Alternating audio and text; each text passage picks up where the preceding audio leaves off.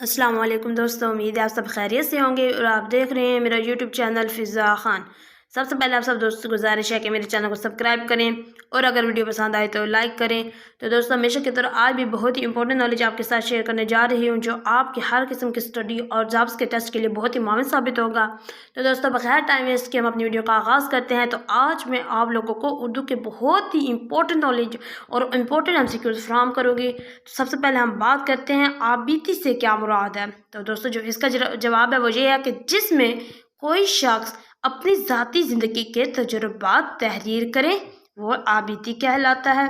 इसी तरह मज़ीद हम देखते हैं सवाने निगारी किसे कहा जाता है। तो दोस्तों, जो इसका दुरुस्त जवाब है वो ये है जिसमें मुसन्निफ किसी दूसरी शख्सियत के हालात ज़िंदगी बयान करे।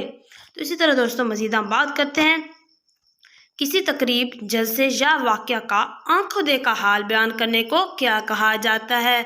तो जो इसका दुरुस्त जवाब है वो है रुदाद नवीसी। उम्मीद है ये सब MCQs के बारे में आपको मालूम होगा, अगर नहीं मालूम तो मैं आप लोगों को बताया जा रही हूँ। तो इसी तरह दोस्तों, मज़ीद हम बात करते हैं कसीदा किसे कहते हैं। तो दोस्तों, जो इसका दुरुस्त जवाब है वो ये है कि जिसमें किसी जिंदा इंसान की तारीफ़ की जाए वो कसीदा कहलाता है या उसे कसीदा कहते हैं। तो इसी तरह दोस्तों, मज़ीद हम बात करते हैं मुर्सिया से क्या मुराद है। तो दोस्तों, इसका जो जवाब है वो ये है कि जिसमें शायर किसी की वफ़ात पर गम का इजहार करे। तो इसी तरह दोस्तों, अब हम पढ़ते हैं कि गज़ल के मानी क्या हैं। तो जो दोस्तों, इसका दुरुस्त जवाब है वो है औरतों से बातें करना। गज़ल के मानी क्या है?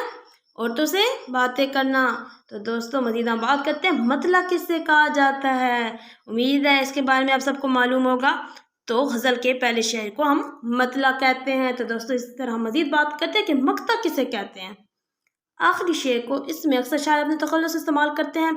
मक्ता उसे कहते हैं जिसमें नज़म या गज़ल का वो शेर जिसके आखिर में शायर अपना तखल्लुस बयान करे वो मक्ता कहलाता है।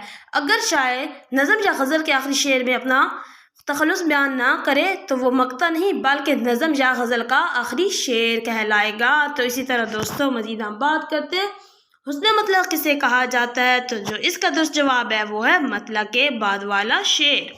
तो जी हाँ दोस्तों, मज़ीद बात करते हैं बैत किसे कहते हैं। तो दोस्तों, जो इसका दुरुस्त जवाब है वो ये है जो शेर ना मतला हो और ना ही मक्ता हो वो क्या कहलाता है, वो बैत कहलाता है।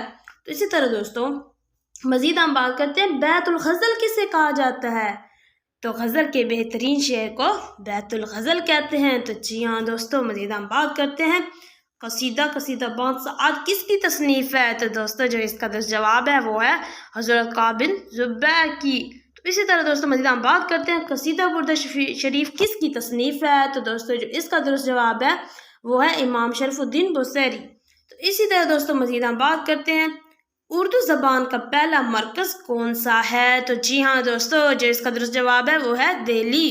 तो मज़ीद हम बात करते हैं खुदाए सुखान किसको कहा जाता है। तो दोस्तों, जो इसका दुरुस्त जवाब है वो है मीर तकी मीर। तो इसी से हमारी वीडियो का अख्ताम हुआ। तो जी हाँ दोस्तों, कैसी लगी मेरी आज की वीडियो, उम्मीद करती हूँ पसंद आई होगी। ऐसी ही इन्फॉर्मेटिव वीडियो देखने के लिए मेरे चैनल को सब्सक्राइब करें। बहुत जल्द हाजिर होते हैं एक नई वीडियो के साथ। अल्लाह हाफिज़।